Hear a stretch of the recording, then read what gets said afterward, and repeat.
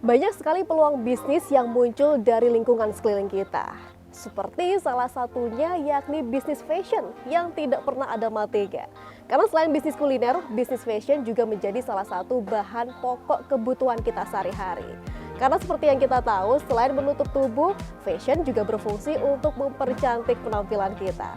Maka tak heran kalau misalkan banyak sekali tren fashion yang muncul dengan beragam keunikannya, baik desain maupun motifnya.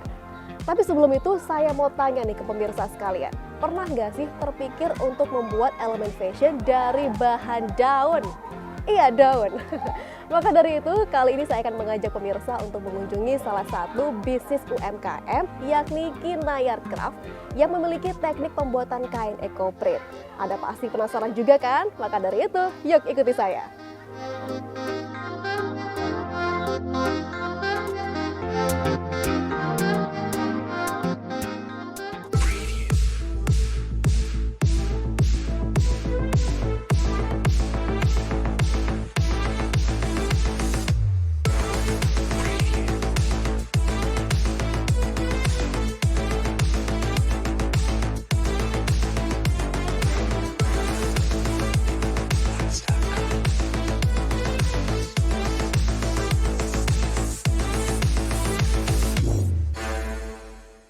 Halo Mbak Aziza, apa kabar?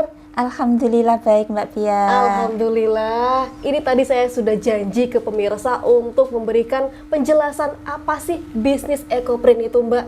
Wah, ini kan di Jember Mbak Aziza menjadi salah satu pebisnis UMKM dengan produk eco-print ya. Ya. Saya mau tanya-tanya nih, gimana sih dulu awalnya bisa dapat inspirasi untuk membuat produk ini?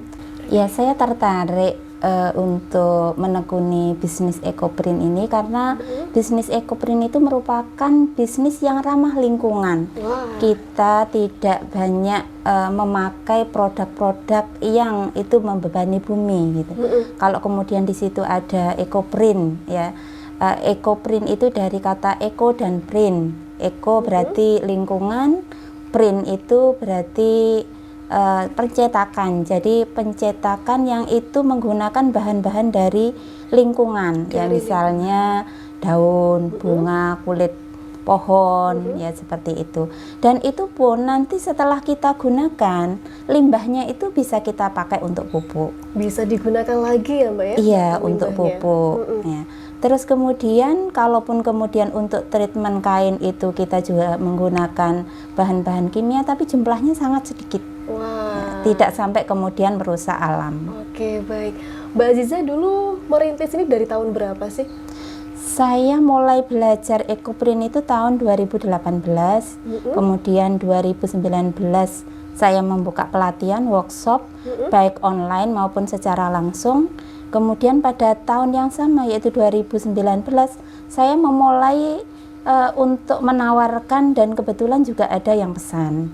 Baru tahun 2020 itulah saya pure untuk memproduksi eco-print. Wah, luar biasa. Berarti dari mulai tahun 2018 tadi ya Mbak ya.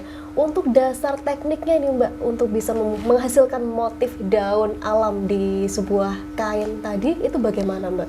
Iya, tekniknya ada teknik ponding. Kalau teknik ponding itu dipukul ya, diketuk, jadi menggunakan palu yang itu terbuat dari kain, dari kayu. Untuk mencetak di kain itu ada juga yang teknik steam, yaitu dikukus.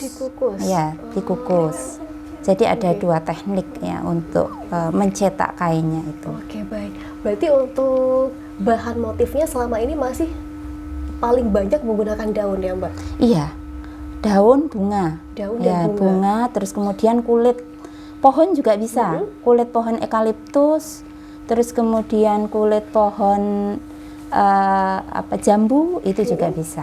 Biasanya motif daun yang paling menjadi favorit itu jenis daun apa Mbak? Selama ini masih daun lanang, daun Afrika, daun jati, dan kebetulan di Jember sendiri, alhamdulillah pohon itu sudah banyak yang menanam. Wah, berarti untuk mendapatkan daun-daunannya itu bisa dari sekitar kita. Ya. Dan kebetulan para eco-printer yang ada di Jember ini juga sudah mulai menanam sendiri. Untuk produk yang dijual nih ada apa aja sih?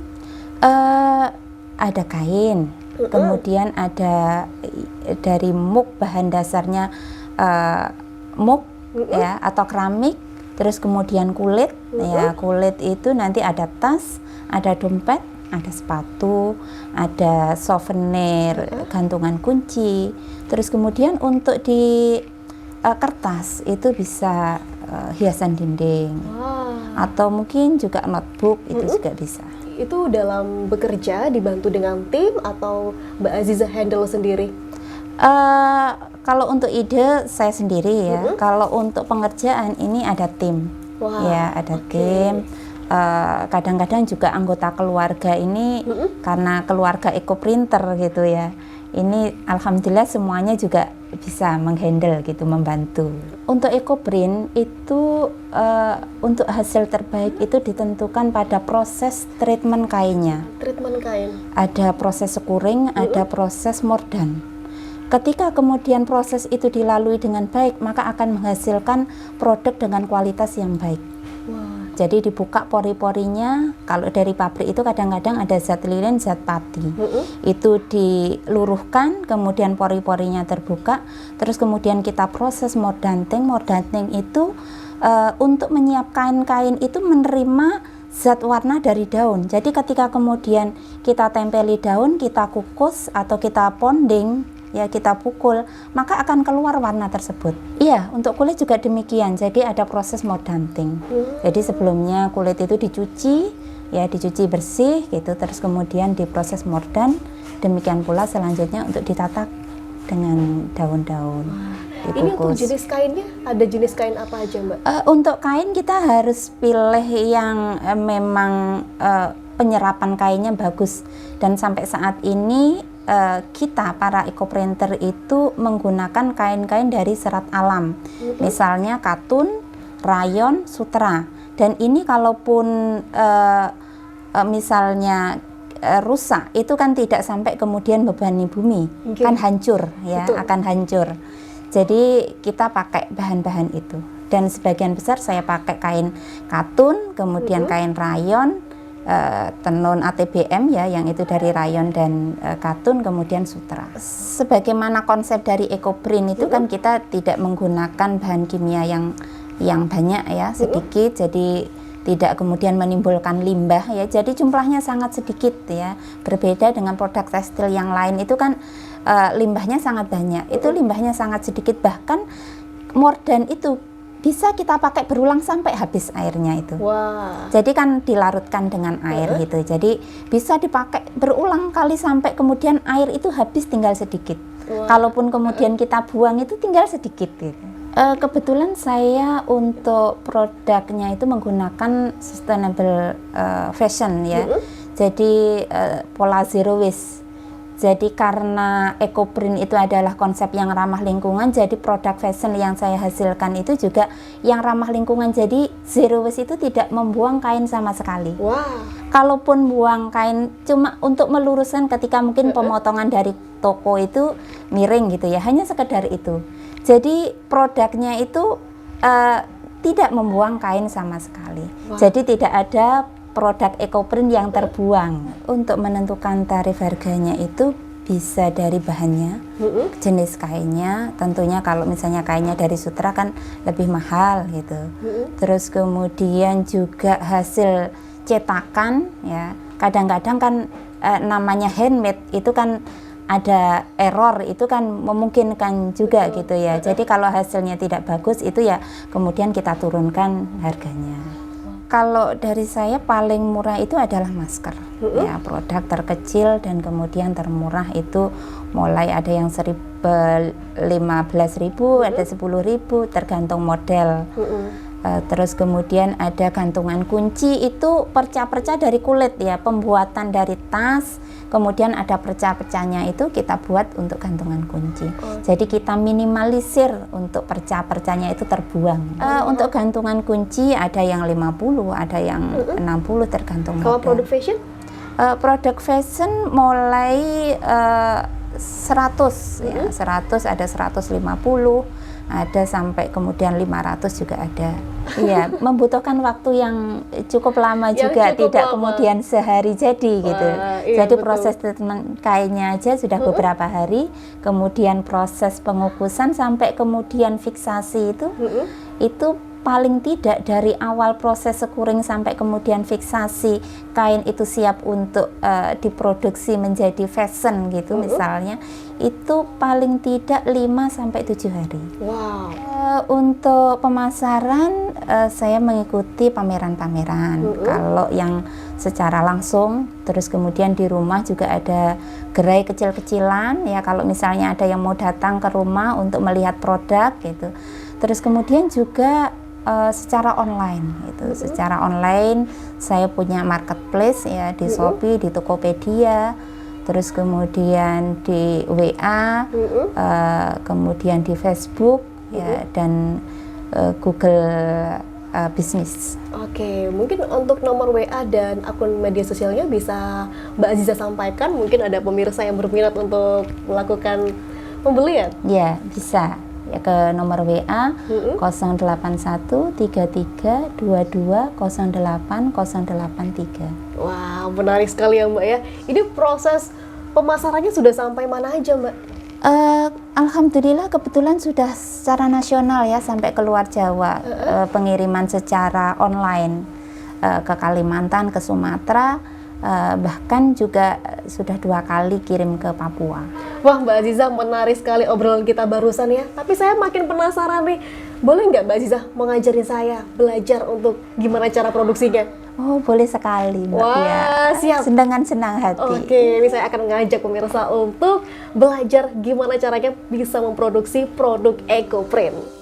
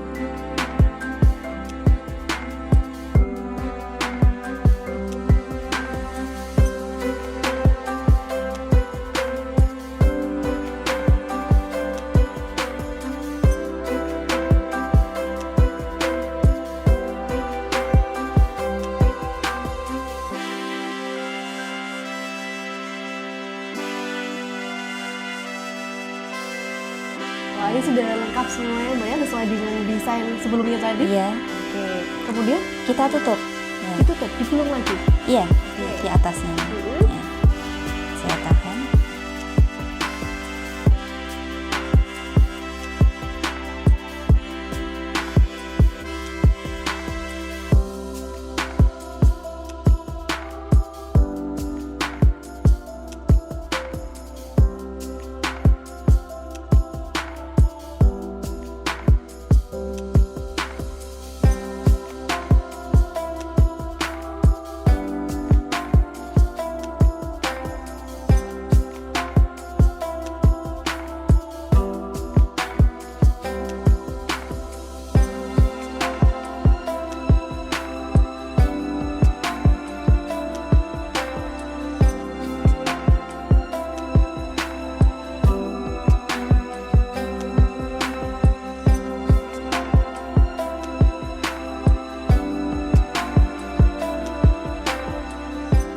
Mbak Aziza, tadi teknik pertama itu menggunakan steam ya? Iya, Jadi steam. hasilnya yang sudah dimotif tadi dengan daun dan bunga itu sudah dikukus. Iya. Nah, kemudian ini kita mau coba teknik kedua, Iya, teknik ponding teknik folding. atau pukul. Oke, ini kita mulai dengan kain. Kain kering Kain ya, kering, yang berarti- sudah kita treatment juga, sekuring dan moddan. Kemudian setelah kering, kemudian bisa kita lanjutkan proses untuk pondingnya. Oke, berarti berbeda dengan teknik steam tadi ya Mbak? Iya. ya? Kalau kainnya tadi harus basah, Iya, kalau kalau sekarang misalnya hanya kering. kering.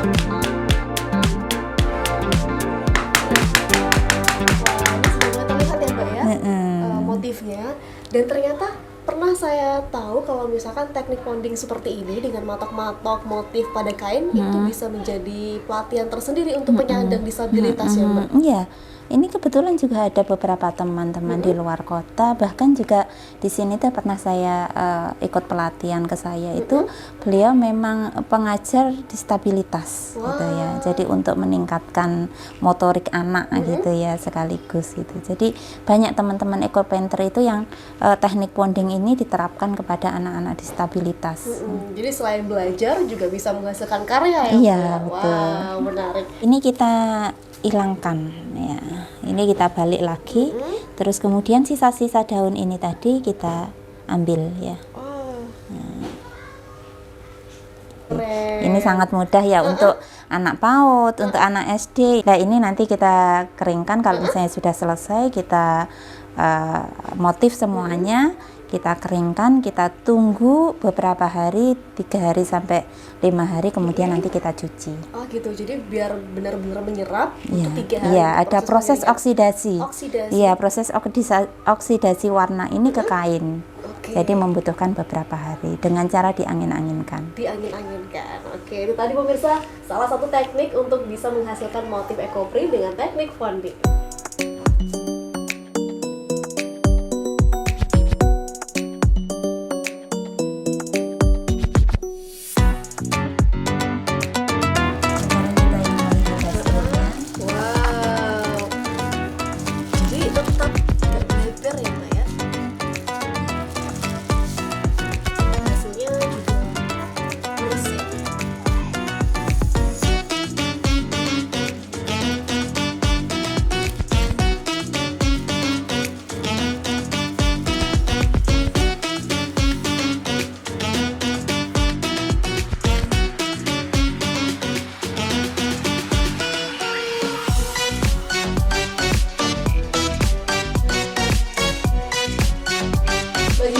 Tadi udah kita ngobrol-ngobrol, terus kemudian lanjut belajar produksi dengan pemirsa juga.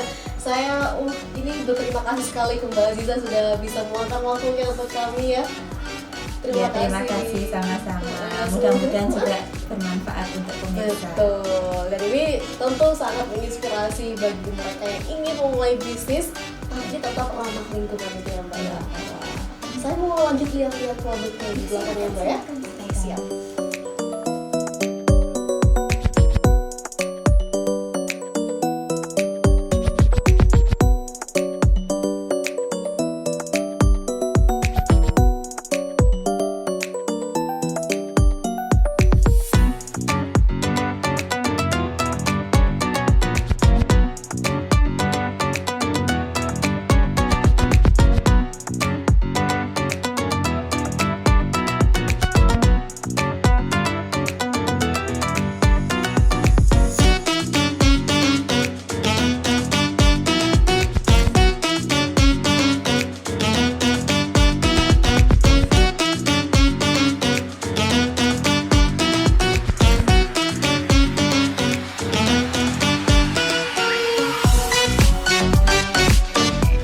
Wah, gimana pemirsa penampilan saya menggunakan salah satu produk fashion dari Kinayar Craft kali ini.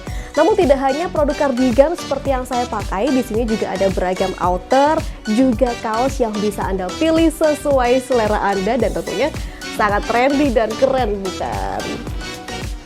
Tapi pemirsa, menjadi sebuah pesan penting bagi kita semua bahwasanya jangan ragu untuk melangkah setinggi-tingginya.